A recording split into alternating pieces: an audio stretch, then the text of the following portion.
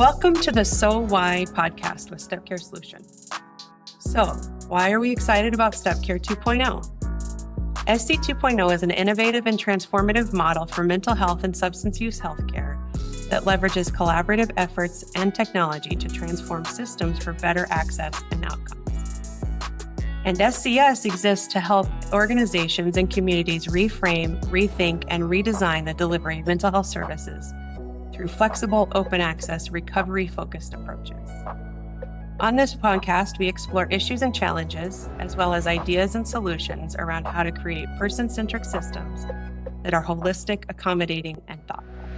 My name is Sarah Harte, Implementation and Service Delivery Strategy Manager at Step Care Solutions, and I will be your host for this episode. My guest on this episode is María Jana Bert, Director of Student Health and Wellness at Pontificia Universidad, Católica de Chile, UC Chile. María has a master's degree in clinical psychology with a focus on diagnostics and intervention techniques, and she has worked as a clinical psychologist for youth and adults. For nearly 2 decades, María has served in a variety of roles supporting the campus community's mental health and well-being services and transformation. Pontificia Universidad Católica de Chile is one of the oldest universities in Chile. It has 5 campuses, 4 of them in Santiago, and more than 30,000 students across 18 faculties, and is recognized as one of the top universities in South America. The Counseling Center at UC Chile began implementing Step Care in 2020. After an initial demonstration of the Step Care 2.0 model, they scaled their implementation further with an open access approach and one-at-a-time counseling. UC Chile also shares outcomes of this work with other organizations and communities within Chile and across South America. I'm excited to share my discussion with María about transforming a campus mental health system and how this improves well-being for students and staff. Welcome, María. Thank you so much for joining us. My first question is really just about how did you come about using a Step Care approach? Well, it all started back in 2018. We used to have a model or based on pathology, basically. So what happened back in the day was that we were only basing our work with symptoms that students came telling us about, or when it was too late, we did crisis intervention. We did services that had relation with symptom reduction.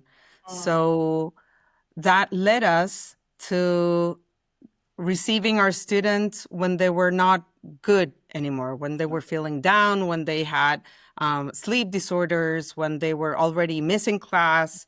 And the bad thing was that since we focused on in a clinical way with pathology, we worked with clinical psychologists and psychiatrists. That led us to a lot of waiting lists, and that's where it all started. We had a lot of complaints from students. A lot of them were complaining that once they asked for an appointment, we would see them around a month and a half or 2 months after that. So what happened was that their symptoms had worsened, or when we contacted them, they didn't remember why they contacted us. So we had those 2 sides of the same story, right? And we started getting demands from student leaders and from our authorities as well that we weren't having, of course, a good impact on our community and our students. So we started viewing our data of our services, and that showed that, we offered 16 sessions of psychotherapy, and our students were only using about 8 sessions in total. And then they ended the service and they went back to their normal lives or their routines. So we started thinking about how to change this. And that's where, when I told Alexia about that we went to ACHA back in 2018, looking for answers, and that's where we got to hear that a lot of higher education, spaces or professionals were very concerned about their waiting lists as well, and that they were looking for ways, as we were, to change this in a radical way. And I happened to be in a presentation where a university had implemented Step Care 2.0, and they showed that their waiting list had ended. So with this single session that they had offered and how they were organizing the services. So that made me get in contact with Peter back in the day, Peter Cornish. And that's where he was very kind to me, and he shared some information, some papers, and some videos on how to deal with this single session therapy. And that's when we started considering implementing this model in our university. And so that's when we knew exactly that our focus had to change and that we had to turn our service from pathology to health promotion and to preventing or to giving more services to our community, so that they could make a decision on what they needed based on all the time that they had, or how much time they were willing to invest, or depending on their symptoms, or depending on all the information that that person had in order to make an informed decision. So that's when we started considering implementing the single session, the one-at-a-time therapy in our service. And we started implementing that back in 2019. It was very fast. We moved with our local partners, and we started telling the whole community that our view was going to change and that we needed to educate our community in not recommending psychotherapy as the only way to access mental health services. So back in the day, everything about Step Care 2.0 made sense to us, especially how I was telling you that how services were organized and all the different services that were offered in the steps that the model offered. So that's how we started working. And from then we started talking to Peter more often, or to Step Care Solutions as well. And ever since our implementation, we eliminated radically our waiting list. And that's the best news, because our students are happy and they're content with what changes we made, and they understand them now, because at the beginning it was a bit hard, and then came the pandemic, so we had to, it hasn't been easy, but it's been good. It's been a good ride. So that's how we started contacting Step Care Solutions.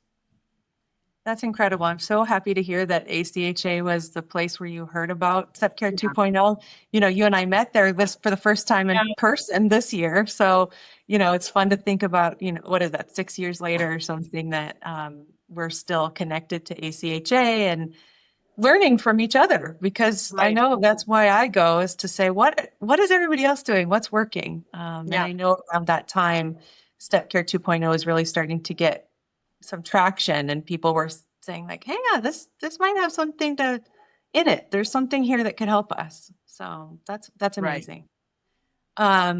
So in thinking about, you know, this transformation of your whole approach, what are some of the challenges? You mentioned some of the, you know, all the work that you had to do about, you know, changing the way that people thought about how to access care, and all of the different types of services that you started thinking about, and the one-at-a-time approach. But what were some of the biggest challenges that you ran up against as you were implementing this? I think the biggest challenge to me and for the team, it was resistance to from the community. For instance, I don't know, professors who were used to telling their students go to ask for an appointment of psychotherapy, to not recommending a service in particular, but just directing them to student health, or asking the whole community to be a part of our change and be a part of promoting mental health well-being, and working with us, and not leaving everything to the mental health experts, was also a challenge. Resistance from our team as well. We had a very clinical, more traditional group of professionals, traditional in the sense of their formation in psychotherapy. So we had to change that and change it to a more solution-based paradigm, so that they could work better with what students needed.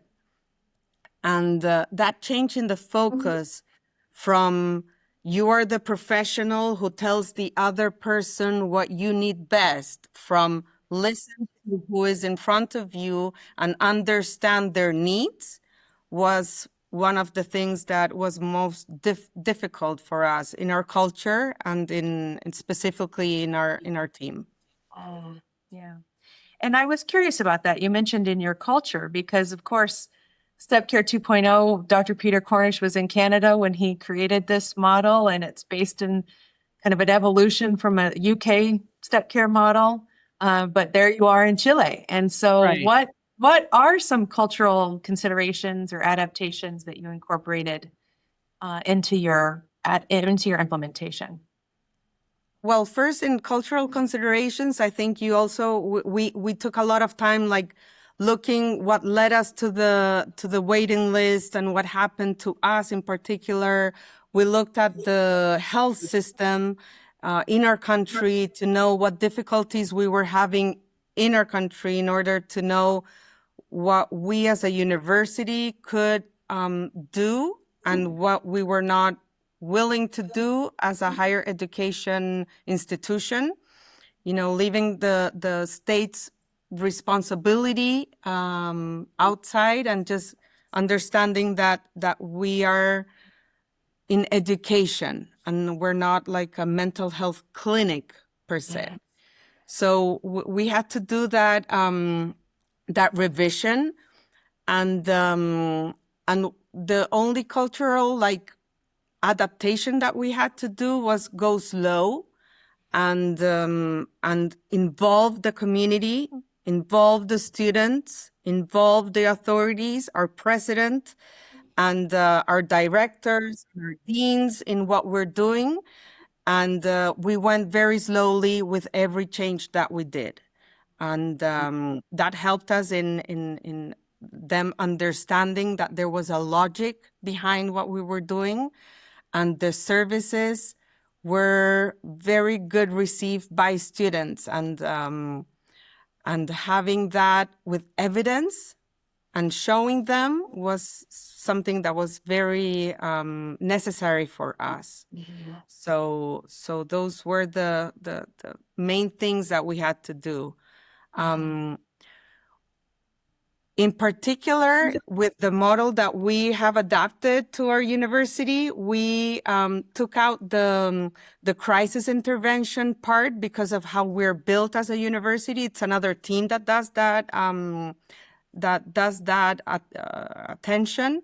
So that's basically it. We started diversifying the services. We incorporated new professionals to do more services relating to health promotion, and to get the mental health literacy in our community. So they have done a lot of work with training and getting the community to understand what we have done in the past years. Yeah. It's incredible what a change it can create in a community where people can ask for help and seek out services without having to be in crisis.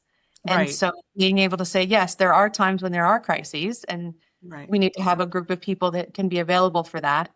But let's also remember that you don't have to wait that long to get the support that you need, and creating that variety of different types of services and different types of people who are involved, I think is really, really important to be able to move that kind of back in time, and instead of people waiting till they're really desperate to call for help.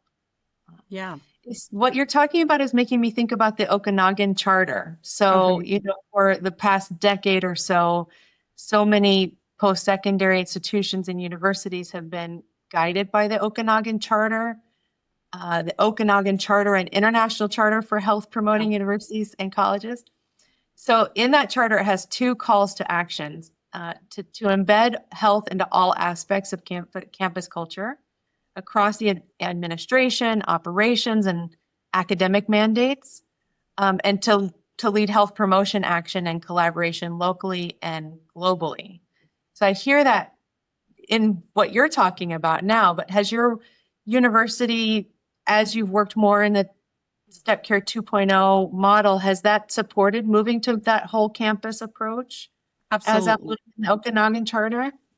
Yes, absolutely. With the whole university approach, I'm going to talk about higher education mainly, but um, our whole that view of whole university is something that has radically changed in the past years.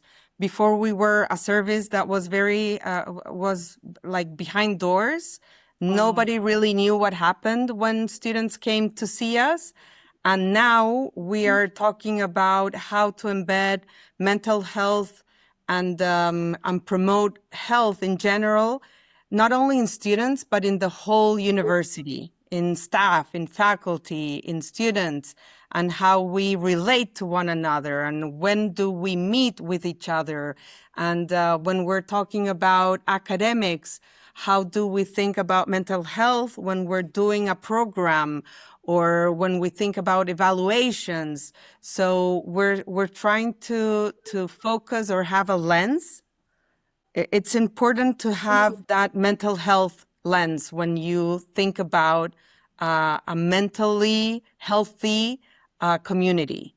So we have advanced into that. It's incredible. And Yeah. it's so fun. I love universities thinking in this way because it fits so nicely hand in hand with the mission of a university to educate the students.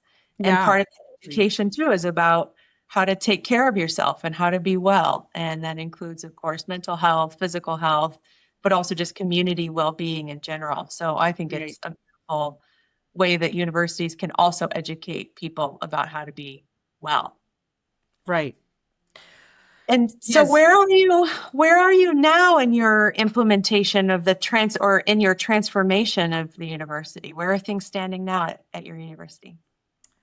Well, we're always transforming or seeing how we can improve.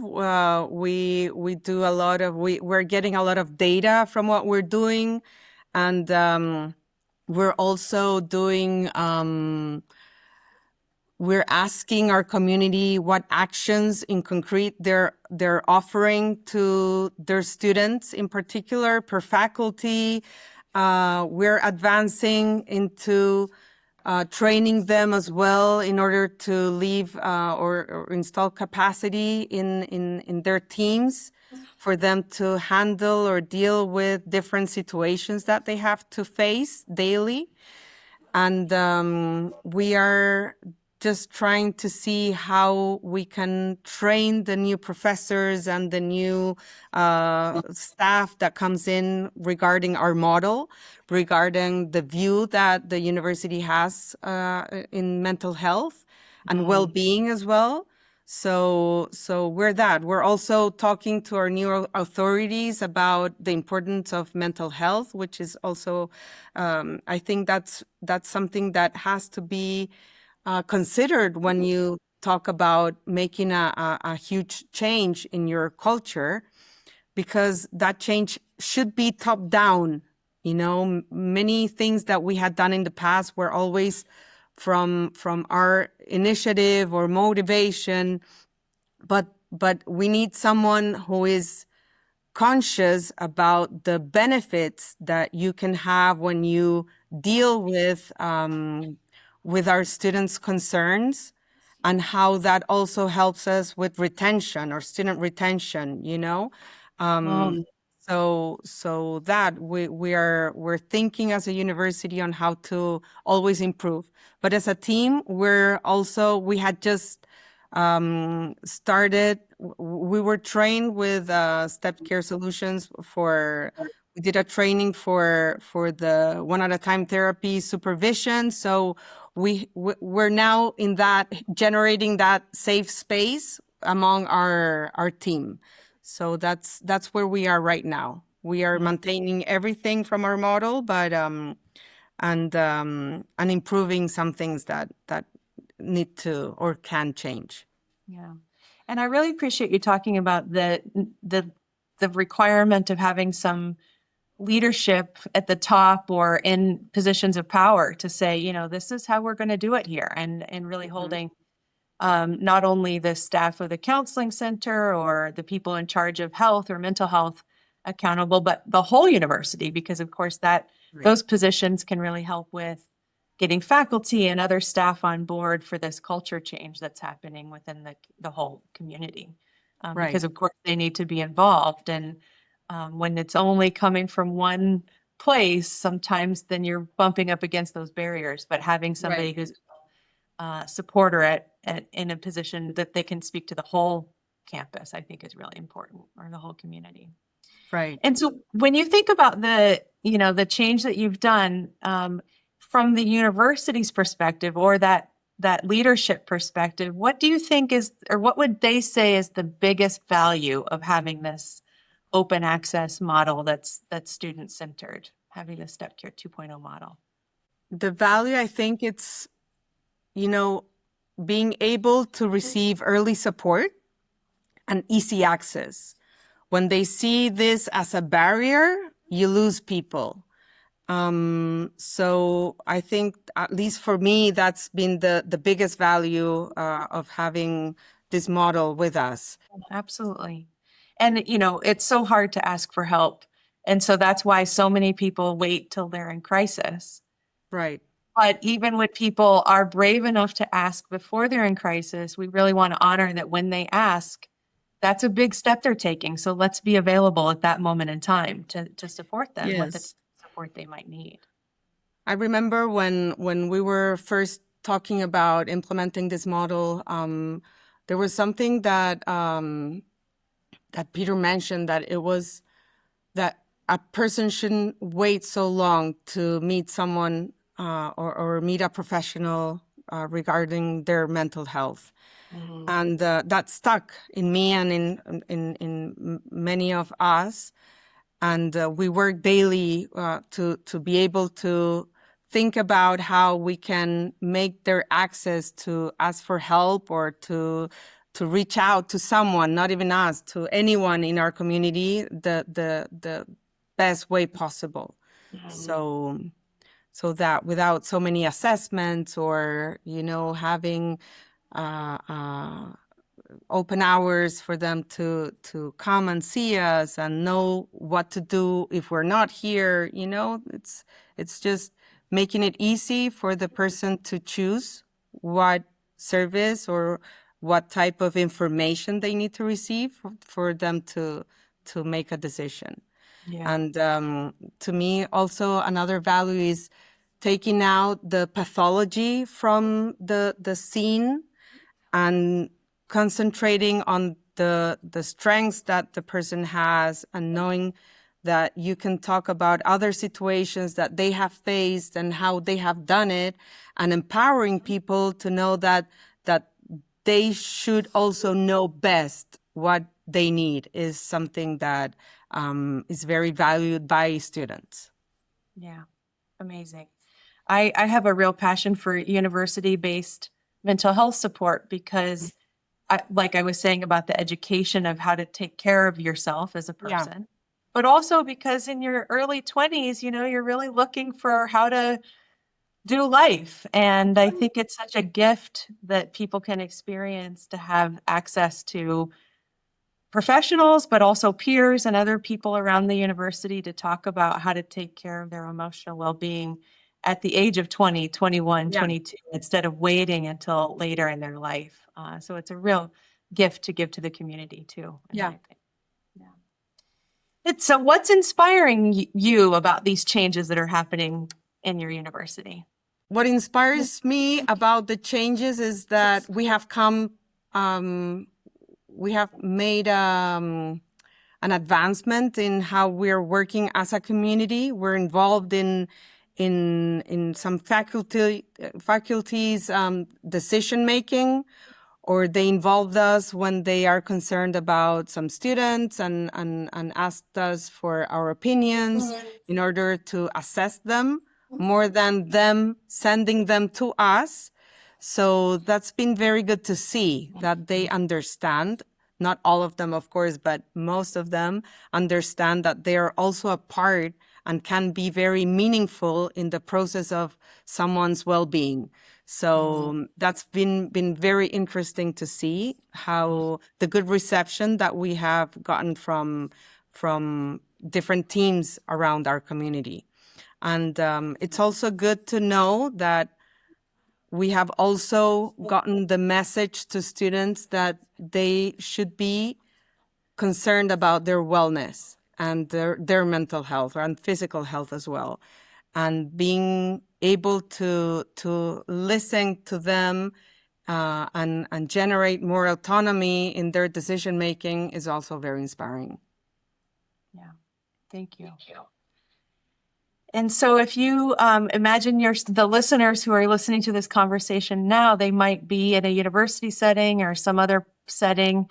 What do you think they could do differently in a variety of different places where people might be hearing this? What's one step they could take to start getting to where you all have gotten? We have gotten to see this culture of care and not only leave these things to the professionals. I think I would recommend that, the richness of working as a team, as a community, the value that what every person does in order to help or promote health in someone else is something they can start doing right away. So instead of leaving everything to the services, it's how you can act and react as a community as a whole. That gives a whole lot of richness to what we're doing and how to impact in people's lives. 1,000%. I love that. I think a lot about how we actually, in so many places and so many cultures, have moved away from that. But that's really how we've been taking care of each other in cultures and in communities for hundreds of years, that there's a variety of different types of healing resources available. And when you think about your town or your neighborhood or your community, you can think about a coach or a religious professional or a mentor or the people, the grandmother down the street, or there's so many different people and different places people can go for that kind of healing. And so I think it's about getting back to remembering how much abundance there is of different people and how everybody can chip in to take care of each other in the community. Yeah, it's all about listening to the other person and really listening, like understanding what the other person needs rather than you telling them what to do. So it's the basic, but we forget that sometimes. We forgot, right? Yeah, so it's good to have that reminder. Yeah. Yes. Good. So is there anything else that we haven't talked about so far that you'd like to share about your process of implementing step care, or any other words of wisdom to share? Something that was very crucial for our team in the implementation was the training, and having that company of someone else while we're transforming was fundamental. So also take that into consideration. Yeah. Thank you. It's so good to hear that, because I think you do need some new skills potentially, like the one at a time counseling training or supervision like you were talking about, but also to have somebody in your corner kind of cheering you along as you go through those culture changes, because it's a lot of work. Yeah. And it can feel lonely or it can be challenging. And so to have somebody kind of running alongside, giving information or support along the way, I think is a really powerful experience. And it's an honor for us to be able to be in that position to support people as they go through this, because ultimately it results in a healthier community, and that's what we're all about. So Yes, definitely. thank you. Well, thank you so much for taking the time to talk with us today. And it's been such a helpful conversation to explore some of the challenges, but also the opportunities that exist in campus mental health. So thank you. Definitely. Thank you. It was an honor. Thanks again to our guest on this episode, María Paz Jana Bert, Director of Student Health and Wellness at the Pontificia Universidad Católica de Chile. For more details on UC Chile and other key items we discussed today, please find links in our show notes. I'm Sarah Harte, Implementation and Service Delivery Manager at Step Care Solutions. Thank you for joining us on this episode of the So Why podcast.